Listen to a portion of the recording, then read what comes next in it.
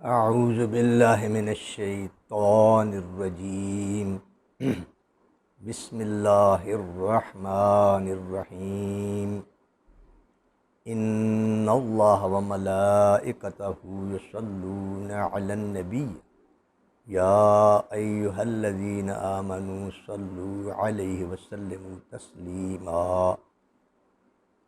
اللہم صلی علی محمد وعلی آل محمد کما صلیت علی ابراہیم وعلی آل ابراہیم انک حمید مجید اللہم بارک علی محمد وعلی آل محمد کما بارکت علی ابراہیم وعلی آل ابراہیم انک حمید مجید۔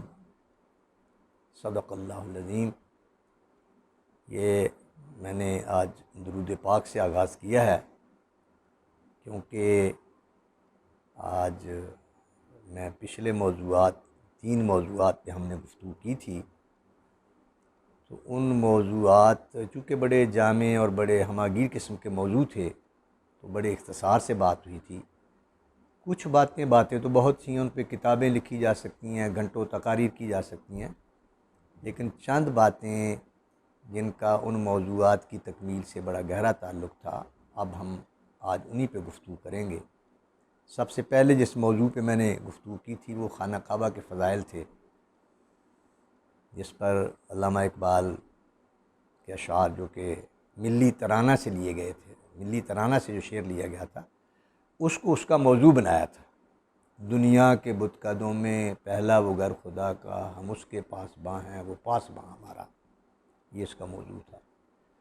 تو خانہ کعبہ کو اللہ تعالیٰ نے دنیا میں بڑی فضیلت، ان اول بیت وضع للناس للذی ببکہ، اللہ تعالیٰ کی عبادت کے لیے جو سب سے پہلا گھر بنایا گیا، تعمیر کیا گیا، وہ ہے جو مکہ میں ہے۔ اور پھر یہ کہ اس کے ارد گرد کا علاقہ حرم ہے، حرم کی حدود مقرر ہیں، مثلاً خانہ کعبہ کے گرد پہلا حلقہ مسجد الحرام کا ہے۔ نبی پاک صلی اللہ علیہ وسلم کی حدیث ہے کہ میری مسجد یعنی مسجد نبوی میں جو بندہ نماز پڑھتا ہے اس کو 1 رکعت کا ثواب 1000 رکعت کے برابر ملتا ہے، سوائے مسجد الحرام کے، کہ مسجد الحرام میں نماز پڑھنے سے، میری مسجد سے نماز پڑھنے سے بھی 100 گنا زیادہ ثواب ملتا ہے۔ یعنی یہ ویسے تو نسبتوں میں کافی فرق ہے، مختلف احادیث کو دیکھا جائے، لیکن یہ میں مستند بات کر رہا ہوں، جو مستند حدیثیں ہیں کہ آپ صلی اللہ علیہ وسلم نے فرمایا کہ مسجد نبوی میں نماز پڑھنے سے 1000 نماز کا ثواب ملتا ہے، اور مسجد الحرام میں نماز ادا کرنے کا ثواب 1,00,000 نماز کے برابر ہے۔ اسی طرح مسجد اقصیٰ ہے، اور آپ صلی اللہ علیہ وسلم کی حدیث آپ نے سنی ہوگی کہ دنیا میں صرف 3 مساجد ہیں جن کی طرف ثواب کی نیت سے رخت سفر باندھا جا سکتا ہے۔ ایک تو مسجد اقصیٰ ہے، دوسری مسجد نبوی ہے، تیسری مسجد الحرام ہے۔ ان تینوں مساجد کی طرف ثواب کی نیت سے ان کی زیارت کے لیے رخت سفر باندھنا ثواب ہے۔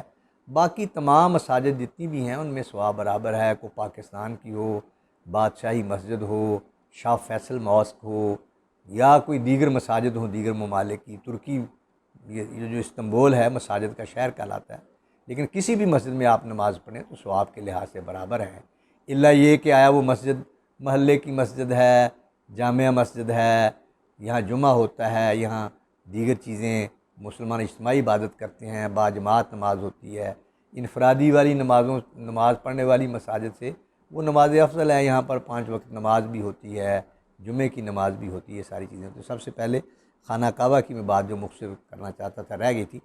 ایک تو میں نے عرض کی تھی کہ خانہ کعبہ کے اوپر غلاف چڑھایا جاتا ہے، اب بھی سیاہ رنگ کا غلاف ہوتا ہے، وہ خانہ کعبہ کے اوپر چڑھایا جاتا ہے، اور جب وہ غلاف سال کے بعد بدلتے ہیں تو لوگ تبرک کے طور پر اس غلاف کے ٹکڑے حاصل کرنے کی کوشش کرتے ہیں۔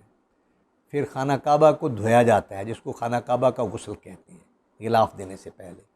تو غلاف کے بارے میں کئی جن میں کوئی اپنے آپ کو بڑے جدت پسند کہتے ہیں، وہ اس کو فضول خرچی کہتے ہیں یا اس قسم کی چیزیں کہتے ہیں، یہ نہیں کہنی چاہیے۔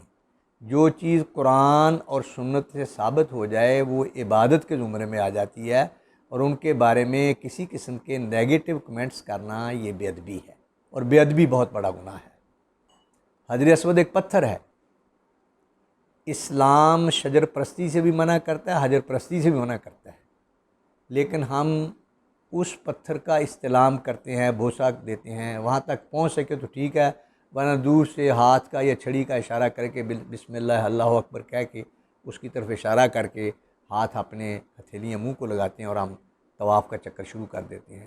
اور ساتوں چکروں میں اگر ہو سکے حجر اسود تک رسائی ہو تو پھر حجر اسود کے اوپر منہ رکھ کے بوسہ اس طرح لیا جاتا ہے کہ منہ سے اس کی آواز نہیں آنی چاہیے۔ یہ بڑی اہم بات ہے کہ جب حجر اسود کا استلام کیا جائے تو منہ سے آواز نہیں آنی چاہیے، یہ بڑی ضروری بات ہے۔ تو بہرحال ہم پتھر کو بوسہ دیتے ہیں اس لیے کہ اللہ کا حکم ہے اور اللہ کے رسول کا حکم ہے، ورنہ تو واقعی اسلام نہ حجر پرستی کی اجازت دیتا ہے نہ شجر پرستی کی اجازت دیتا ہے۔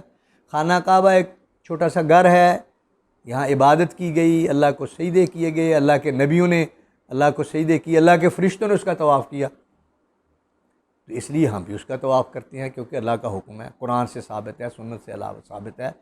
خانہ کعبہ کے علاوہ کسی قبر کا، کسی کمرے کا، کسی مسجد کا یا کسی مقدس مقام کا طواف کرنا ممنوع اور حرام ہے۔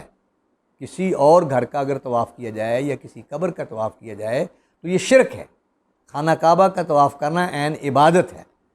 تو یہ خانہ کعبہ میں عرض کروں اس لیے یہ بزرگان دین نے لکھا ہے، بلکہ اگر ہو سکے تو یہ ہمارے ملک کے معروف صحافی ہیں مجیب شامی صاحب، مجیب الرحمن شامی صاحب، انہوں نے بڑی محنت سے قومی ڈائجسٹ کے کچھ نمبر تیار کیے ہیں، وہ حج نمبر بھی ہے، صحابہ کرام نمبر بھی ہے، علی نمبر بھی ہے اور دیگر کئی نمبر ہیں، وہ آپ حج نمبر لے کے پڑھیں تو میرا خیال یہ ہے کہ بڑی بڑی کتابوں سے آپ بے نیاز ہو جائیں گے۔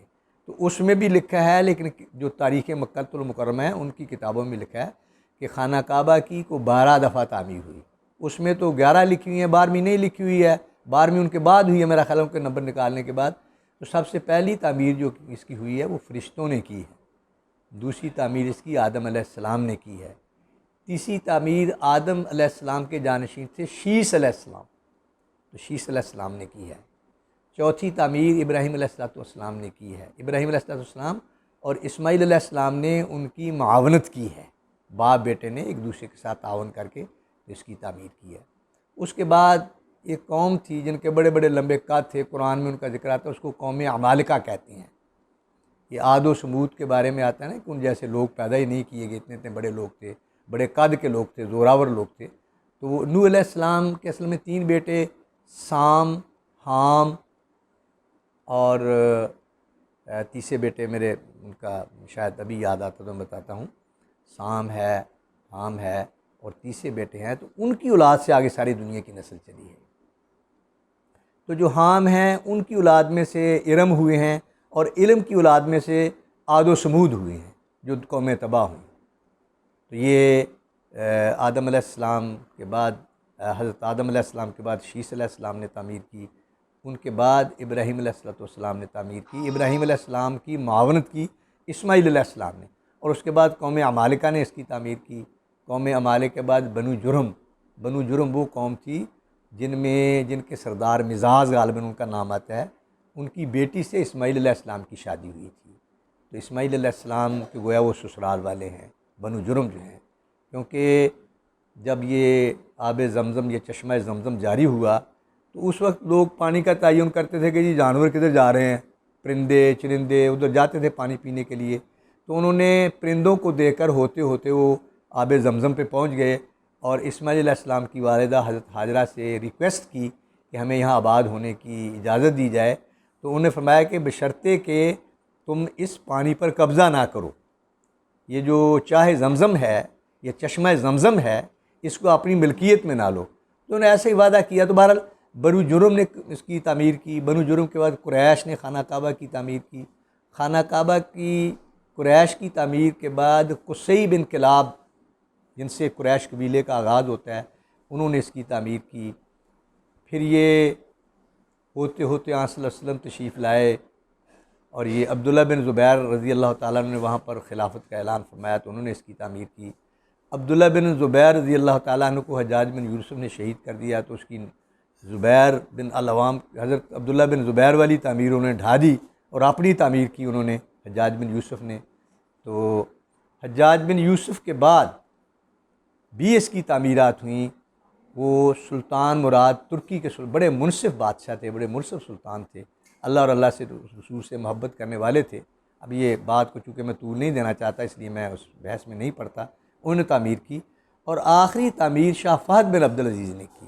ہمیں الحمدللہ پہلی دفعہ مکہ معظمہ جانے کا جب اتفاق ہوا تو جنت المالا کی حالت بھی اسی طرح سے تھی۔ حضرت خدیجہ رضی اللہ تعالیٰ نے یہاں ہجون میں آرام فرمایا ہے، اس کی حالت بھی تھے والی حالت تھی، جنگل والی حالت تھی۔ لیکن جب دوبارہ اللہ نے سعادت نصیب فرمائی تو ان کے گرد باقاعدہ گرلز لگ چکی تھیں، پتھر لگ چکا تھا۔ پھر یہ مسجد قباء نہیں بن چکی تھی، مسجد جن نہیں بن چکی تھی۔ یہ ساری تعمیرات کا سہرا جو ہے شاہ فہد بن عبدالعزیز کے سارا ہے، انہوں نے یہ سارا کام کیا۔ تو بہرحال خانہ کعبہ کی یہ تعمیرات ہیں، اور اس پر غلاف پڑھانا، جو چیز قرآن اور سنت سے ثابت ہو جائے اس کو فضول مت کہیں۔ ویسے تاریخ میں اگر آپ دیکھیں تو حضرت اسماعیل علیہ السلام نے یہ غلاف چڑھایا، بعد میں تسلسل سے سارے لوگ، بلکہ بعض واقعات میں یہ آتا ہے کہ اسلام سے پہلے حضرت عباس رضی اللہ تعالیٰ عنہ ایک دفعہ گم ہو گئے تھے۔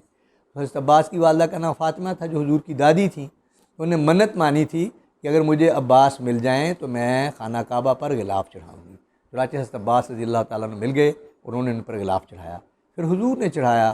بعد میں صحابہ اکرام غلاف چڑھاتے رہے، تو غلاف کو فضول نہیں کہنا چاہیے۔ تعمیرات کے متعلق بھی میں نے عرض کر دی، جن کو اللہ سعادت نصیب فرمائے، یہ حجاز مقدس کی عزت کریں۔ خانہ کعبہ کے ارد گرد پہلا دائرہ جو ہے وہ مسجد الحرام کا ہے، اس کے بعد حرم شریف ہے۔ حرم شریف سے مراد یہ اس کے باقاعدہ وہاں یہ سٹون لگے ہوئے ہیں، لکھا ہوا ہے کہ یہ حرم شریف کی حدود ہیں۔ مسجد عائشہ میں آپ نوافل پڑھتے ہیں، مسجد عائشہ رضی اللہ تعالیٰ عنہ جو ہے وہ حرم سے باہر ہے، ہل میں ہے، اس کو ہل کہتے ہیں۔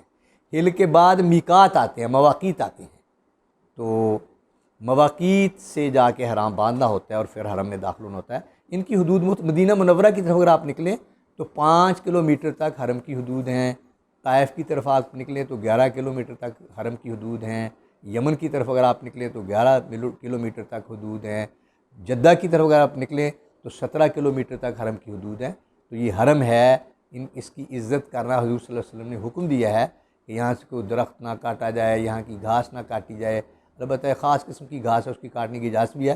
بہرحال تو یہ خانہ کعبہ کے متعلق کیونکہ میں یہ چیزیں تفصیل سے نہیں بتا سکتا، بلکہ اور بتانی چاہیے، جو کچھ قرآن میں آیا ہے، جو کچھ سنت میں آیا ہے۔ یہ مجھے ایک کتاب چھوٹی سی لکھنے کا اللہ تعالیٰ نے سعادت نصیب فرمائی تھی۔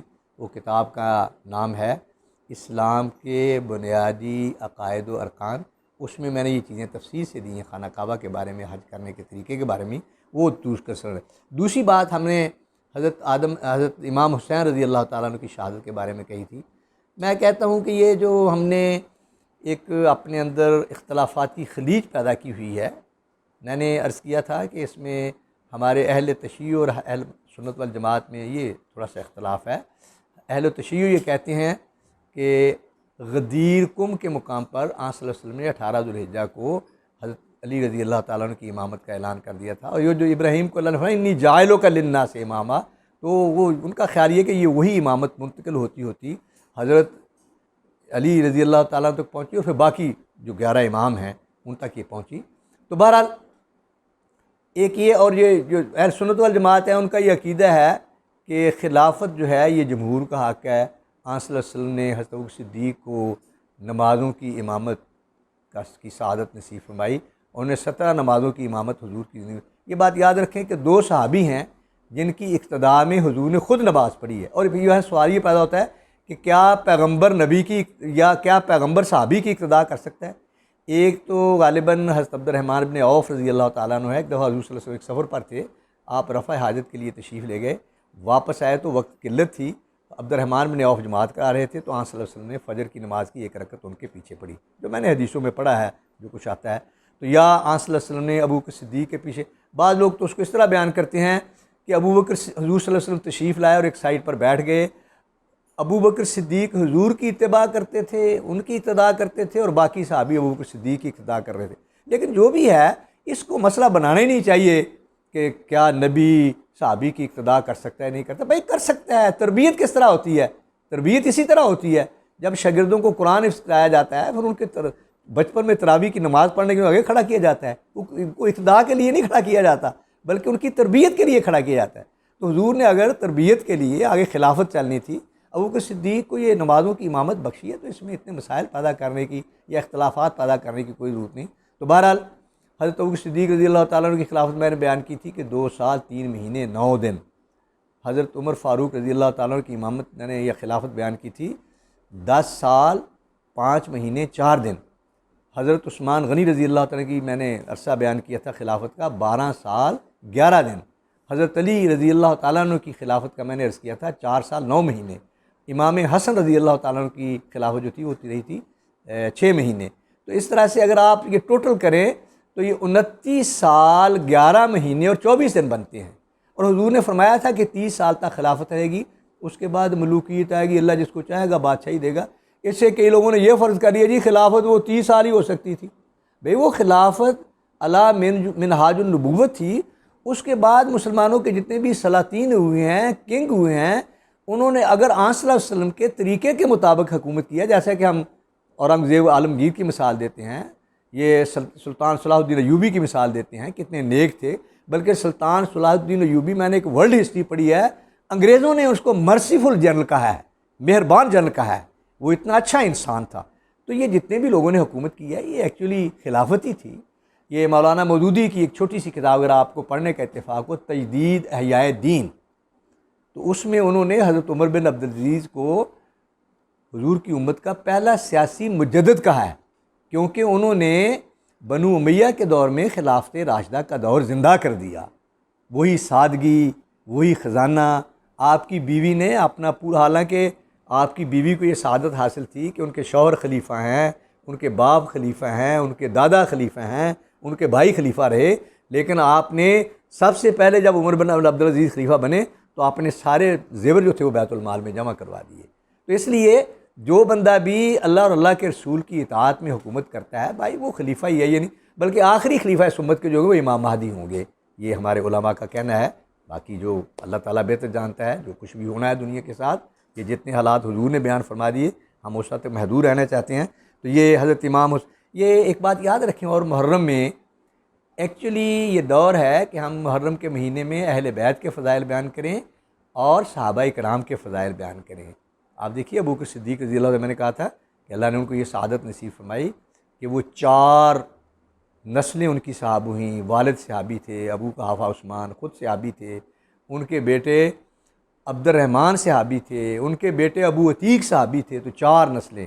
پھر اسی طرح حضرت طلحہ رضی اللہ تعالیٰ عنہ ہیں، ان کو حضور نے فرمایا یہ طلحۃ الجواد ہے، سخی، طلحۃ الخیر ہے، نیک تر، ورچوس طلحہ، اور یہ طلحۃ الفیاض ہے، اس میں فیاضی بڑی ہے۔ سعید بن زید رضی اللہ تعالیٰ عنہ جو حضرت عمر کے بہنوئی تھے، اور حضرت عمر ان کے بہنوئی تھے، کیونکہ حضرت عمر کی بہن فاطمہ رضی اللہ تعالیٰ عنہ ان کے نکاح میں تھی، حضرت سعید بن زید کے نکاح میں تھی، اور سعید بن زید کی بہن عاتقہ حضرت عمر فاروق رضی اللہ تعالیٰ کے نکاح میں آئیں، تو یہ ایک دوسرے کے بہنوئی تھے۔ اسی طرح ابو عبیدہ بن الجراح، جن کو حضور نے فرمایا تھا ہر امت کا ایک امین ہوتا ہے، میری امت کے امین ابو عبیدہ بن الجراح ہیں۔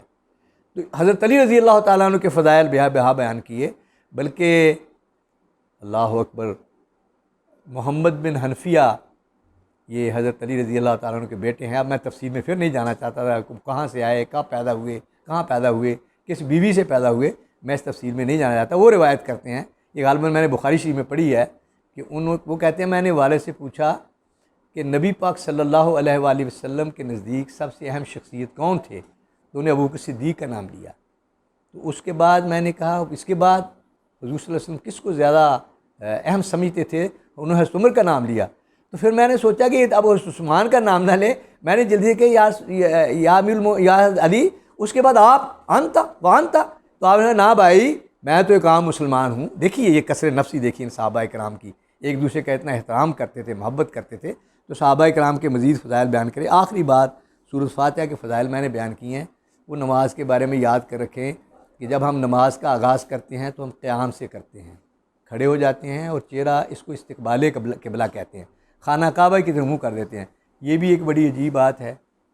یہ بات یاد رکھیں کہ خانہ کعبہ مسجود الہ ہے، مسجود لہو نہیں ہے۔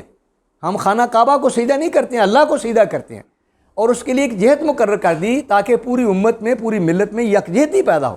آپ خود یہ فرض کریں، یہ کہنے کو تو کافر بتیرے تانا یہ خانہ کعبہ کا طواف کرتے ہیں، اگر آپ صلی اللہ علیہ وسلم ہمارے لیے اور قرآن ہمارے لیے یہ جہت مقرر نہ کرتا تو کوئی مسجد میں جاتا، کوئی شمال کی طرف منہ کر کے نماز پڑھتا، کوئی مغرب کی طرف کرتا، کوئی جنوب کی طرف کرتا، کوئی مشرق کی طرف کرتا، تو ٹکریں ہوتی نا۔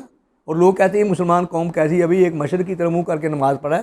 اللہ تعالیٰ نے یکجہتی پیدا کرنے کے لیے سب کو حکم دیا کہ مقدس ترین مقام خانہ کعبہ کی طرف منہ کر کے نماز پڑھو۔ تو ہم کھڑے ہوتے ہیں، استقبال قبلہ کرتے ہیں، اپنے کپڑوں کو چیک کرتے ہیں صاف ہیں، اپنے بدن کو چیک کرتے ہیں صاف ہیں، جگہ کو چیک کرتے ہیں صاف ہیں، اس کے بعد ہم نماز کی نیت کرتے ہیں اور پھر ہم نماز کا آغاز کرتے ہیں۔ آغاز میں پہلی تکبیر کہتے ہیں، جس کو تکبیر حضور صلی اللہ علیہ وسلم نے فرمایا تھا کہ نماز وہ عبادت ہے جس کا آغاز تکبیر ہے اور اختتام تسلیم ہے۔ تحریم و حد تکبیر و تسلیم و حد سلام، یعنی پہلے ہم جب تکبیر کہتے ہیں، تکبیر تحریمہ کہتے ہیں، ہر چیز حرام ہو جاتی ہے، پھر ہم تسلیم سلام پھیرتے ہیں تو ہر چیز حلال ہو جاتی ہے۔ تو تکبیر جو ہم پہلی تکبیر کہتے ہیں تکبیر تحریمہ ہے، یہ نماز میں فرض ہے، اگر یہ رہ جائے تو نماز نہیں ہوتی، دوبارہ نیت کرنی چاہیے۔ لیکن اگر اس تکبیر کہنے کے بعد ثنا رہ جائے تو وہ فقہی سنت ہے، وہ اللہ تعالیٰ اگر غلط جان بوجھ کر نہیں چھوڑنی چاہیے، اگر غلطی سے رہ جائے تو نماز ہو جاتی ہے، سجدہ سہو کرنے کی بھی ضرورت نہیں ہے۔ تعوذ رہ جائے تو سجدہ سہو کرنے کی بھی ضرورت نہیں ہے۔ بسم اللہ رہ جائے تو وہ بھی مسنون ہے، فقہی مسنون، غلطی سے رہ جائے، جان بوجھ کے نہیں چھوڑنا ہے۔ اس کے بعد سورۃ فاتحہ جس کے بارے میں پوری امت کا اتفاق ہے کہ یہ نماز میں پڑھنا لازم ہے۔ احناف کی سوچ میں یا دیگر سوچ میں صرف اتنا فرق ہے، احناف کہتے ہیں کہ جان بوجھ کر چھوڑے تو نماز نہیں ہوتی، لیکن اگر غلطی سے سورۃ فاتحہ رہ جائے تو سجدہ سہو کر لیں، اس کی کمپنسیشن ہو جاتی ہے، اس کی تلافی ہو جاتی ہے۔ لیکن بعض مسالک ایسے ہیں جو کہتے ہیں کہ نہیں، سورۃ فاتحہ نہیں پڑھی تو نماز دوبارہ پڑھے، نماز ہوئی نہیں۔ پھر اس کے بعد جناب ہم رکوع کرتے ہیں، رکوع بھی فرض ہے، رکوع کی تسبیحات مسنون ہیں۔ پھر ہم جب کھڑے ہوتے ہیں، اس کو قوما کہتے ہیں، قوما جو ہے وہ واجب ہے، فرض نہیں ہے، خدا نخواستہ اگر رہ جائے تو ہم سجدہ سہو سے اس کی تلافی کرتے ہیں، لیکن جلدی اتنی نماز یہ تعدیل جو ہے ارکان میں نماز میں وہ واجب ہے۔ تعدیل سے مراد یہ ہے کہ اطمینان سے رکوع کیا جائے، اطمینان سے سجدے کیے جائیں، اطمینان سے قیام کیا جائے۔ تو یہ ساری چیزیں، تو سورۃ فاتحہ جو ہے یہ فرض بھی ہے اور واجب بھی ہے، کیونکہ ہمارے امام شوافی یا شوافے کے نزدیک واجب ہی کو فرض کہتے ہیں اور فرض ہی کو واجب کہتے ہیں، لیکن ابو حنیفہ نے فرض اور واجب میں فرق کیا ہے۔ فرض وہ ہے جس کے بغیر کوئی چیز ہوتی نہیں، واجب وہ ہے جس میں سجدہ سہو کر لیا جائے تو بہرحال پھر وہ نماز کی تلافی ہو جاتی ہے۔ تو اس میں یہ اچھا ایک چیز میں بھول گیا تھا، وہ یہ میں نے ایک مثال دی تھی کہ میں کہیں پر مہمان گیا تو وہاں پر میں نے ایک مولوی صاحب کو دیکھا، انہوں نے قرآن و سنت کی روشنی میں وعظ کیا، لیکن آخری بات میں بتانا بھول گیا، جب میں نے ان کے پیچھے نماز پڑھی تو انہوں نے عین سنت کے مطابق قرات کی۔ پہلی رکعت میں انہوں نے سورۃ الاعلیٰ کی تلاوت کی اور دوسری رکعت میں انہوں نے سورۃ الغاشیہ کی تلاوت کی، اور یعنی عین سنت کے مطابق۔ اچھا وہ تو خیر بہت دور کی بات ہے، یہ 2-3 دن پہلے میں جمعہ پڑھ رہا تھا، جمعہ دیکھ رہا تھا بلکہ پڑھتے ہوئے ان کا خانہ کعبہ میں حرم شریف میں، تو وہاں کے امام نے بھی 12:38 پہ، کیونکہ ہماری گھڑی پہ 2:38 کا ٹائم آ رہا تھا، تو ان کے اور ہمارے وقت میں ظاہر ہے 2 گھنٹے کا فرق ہے، 2:38 کا ٹائم ہوگا، تو وہ جماعت کو آ رہے تھے، انہوں نے بھی پہلی رکعت میں سورۃ الاعلیٰ کی تلاوت کی، دوسری میں سورۃ الغاشیہ کی تلاوت کی۔ تو پلیز تمام ائمہ کرام یہ کوشش کیا کریں کہ آپ صلی اللہ علیہ وسلم نے جن جن رکعتوں میں جو صورتیں پڑھی ہیں انہی کی تلاوت کی جائے اور ان کو ہی پڑھا جائے۔ اور یہ ایک آخری بات کے طور پہ میں بتانا چاہتا تھا کہ یہ سورۃ الاعلیٰ اور سورۃ الغاشیہ بھی ہے۔ ہاں آخری بات یہ میں عرض کرنا چاہتا تھا کہ نماز کے بارے میں نے یہ تو آپ کو بتا دیا کہ سورت پڑھنا واجب ہے، پھر یہ رکوع کرنا لازم ہے، سجدہ کرنا لازم ہے، دوسرا سجدہ کرنا لازم ہے۔ اگر نماز میں فرض چیز ایک سے زیادہ بار ادا ہو جائے غلطی سے تو سجدہ سہو سے تلافی ہو جاتی ہے۔ مثلا سجدے 2 کرنے تھے 3 کر دیے، 2 کی بجائے 1 کیا تو نماز ہوئی نہیں۔ نماز پڑھنی چاہیے، ایک فرض کے متروک، ایک فرض کے تارک قرار پائے، اور اگر 2 کی بجائے 3 سجدے ہو گئے تو یا 1 رکوع کی بجائے 2 رکوع ہو گئے تو پھر سجدہ سہو کر لینا چاہیے۔ تو ان چیزوں کی تلافی۔ اچھا پھر یہ 4 رکعتوں میں ہم 2 رکعتوں کے بعد بیٹھتے ہیں، تشہد پڑھتے ہیں، اتحیات پڑھتے ہیں، خدا نخواستہ اگر وہ بھول جائیں تو پھر بھی سجدہ سہو سے تلافی ہو جاتی ہے۔ اسی طرح ہم دعائے قنوت پڑھتے ہیں اس میں وطروں کی نماز میں، خدا نخواستہ وہ بھی بھول جائے اور رکوع میں چلے جائیں تو بزرگوں کا حکم ہے کہ فرض سے واجبوں کی طرف نہیں لوٹنا چاہیے، بلکہ اگر چلے گئے تو چلے گئے، بعد میں سجدہ سہو کر لیں تو اس کی تلافی بھی ہو جاتی ہے۔ تو یہ جن جن چیزوں کی بجائے اس کے کہ میں نمبر بیان کروں، نمبر 1 واجب یہ، نمبر 2 میں نے ترتیب سے بتا دیا ہے کہ کن کن چیزوں میں سجدہ سہو لازم کرنا ہوتا ہے، کن کن سجدوں میں سجدہ سہو نہیں آتا. تو یہ چیزیں ساری، ہاں آخری قاعدہ جو ہوتا ہے 2 رکعتوں کے بعد ہو یا 4 رکعتوں کے بعد، وہ فرض ہے. اگر وہ نہیں کیا تو پھر نماز نہیں ہوئی. ان کے متعلق حکم یہ ہے کہ اگر 2 رکعتوں والی نماز کے بعد یا 4 رکعتوں والی نماز کے بعد آپ اٹھ کے کھڑے ہو گئے اور سجدے سے پہلے یاد آ گیا تو دوبارہ واپس تشہد میں چلے جائیں، اتحیات پڑھیں اور سجدہ سہو کر لیں. اور سجدہ سہو کرنے کا جو عام طریقہ ہمارے ہاں احناف میں ہے وہ یہ کہ اتحیات صرف پڑھ کے دائیں طرف سلام پھیرتے ہیں، پھر 2 سجدے کرتے ہیں، 2 سجدے کرنے کے بعد دوبارہ اتحیات پڑھتے ہیں، درود پڑھتے ہیں، دعا پڑھتے ہیں. ایک اور طریقہ حرم میں بھی اور ہمارے اہل حدیث دوست بھی اسی طرح سجدہ کرتے ہیں، وہ یہ کہ پورا تشہد پڑھ کے، اتحیات بھی پڑھ کے، درود بھی پڑھ کے، دعا بھی پڑھ کے، 2 سجدے کر کے سلام پھیر لیا جاتا ہے. اس کو بھی سجدہ سہو کرتے ہیں. تو لڑنے جھگڑنے کی بجائے جس طرح سے بھی وہ سجدہ سہو کر لینا چاہیے. سہو کرنا تو بھول جانا. اگر نماز میں ساہون الذین هم یراؤن ویمنعون الماعون، جو اپنی نمازوں کو بھولے ہوئے ہیں، بھولنے والے کو اس کے یہ مفعول ہے، فاعل ہے. تو اسی طرح سے سہو بھولنے کو کہتے ہیں. تو سجدہ سہو ہوتا ہے اس کے لیے. تو سجدہ سہو کا بھی خیال رکھنا چاہیے، نماز کا بھی خیال رکھنا چاہیے، اور نماز کے متعلق فرائض اور دیگر چیزیں سیکھ لیں تاکہ اچھی طرح سے آ جائے. باقی انشاءاللہ پھر کبھی کسی اور موضوع پہ بات کریں گے. یہ چیزیں میں یہ سمجھتا تھا کہ یہ پچھلے تینوں موضوعات ہم نے، پھر میں ایک دفعہ دہراتا ہوں، خانہ کعبہ اور اس کے فضائل کے بارے میں پہلی گفتگو ہوئی تھی، دوسری ہم نے اہل بیت اور صحابہ کے فضائل کے بارے میں گفتگو کی تھی، تیسری ہم نے سورۃ الفاتحہ کے فضائل کے بارے میں بات کی تھی. ان تینوں کے بارے میں رہی ہوئی باتیں کر لی تھیں. میں پھر ایک دفعہ تمام اپنے اہل تشیع بھائیوں سے، سنی بھائیوں سے یہ عرض کروں گا کہ لڑنے کی بجائے ایک بات پر اتفاق کر لیں، وہ یہ کہ جس مشن کے لیے، جس مقصد کے لیے امام حسین نے قربانی دی تھی، ہم قربانی دینے کے لیے تیار ہیں. اور یار ہم اس پر عمل تو کریں نا، اور ایک دوسرے سے لڑتے رہیں، اس کا کیا؟ ایک ملت بن جائیں، منفعت ایک ہے اس قوم کی، نقصان بھی ایک ہی سب کا، نبی ایمان بھی ایک، حرم پاک بھی، اللہ بھی، قرآن بھی ایک. کچھ بڑی بات تھی جو ہوتے مسلمان بھی ایک. کہیں فرقہ بندی اور کہیں ذاتیں ہیں. کیا زمانے میں پنپنے کی یہی باتیں ہیں. ایک مسلمان، ایک ملت، ایک قرآن. قائد اعظم کے آپ اقوال پڑھ کے دیکھ لیں، بار بار وہ یہ کہتے ہیں یار ایک رسول، ایک نبی ہمارا، ایک قرآن ہمارا، ایک دین ہمارا، تم فرقے ہوتے جاتے ہو. تو میرے خیال میں ایک بات پر تو سب کا اتفاق ہے کہ امام حسین رضی اللہ تعالیٰ نے اور ان کے اہل بیت نے جو قربانی دی تھی وہ عظیم قربانی ہے تاریخی. اب میں اقبالیات میں ادھر پڑھنے کی بجائے بات کو ختم کرتا ہوں. وہ عظیم قربانی تھی، اور اس طرح پوری ملت، خواہ وہ اہل تشیع ہوں، اہل سنت والجماعت ہوں، سب ایک مشن پر اتفاق کر لیں کہ ہم جان دے دیں گے لیکن امام حسین کے اسوہ کو، امام حسین کی قربانی کو زندہ کریں گے. اللہ تعالی ہمیں امام حسین کی طرح شریعت کی بالادستی کے لیے قربانی دینے کی توفیق عطا فرمائے. وما علینا الا البلاغ.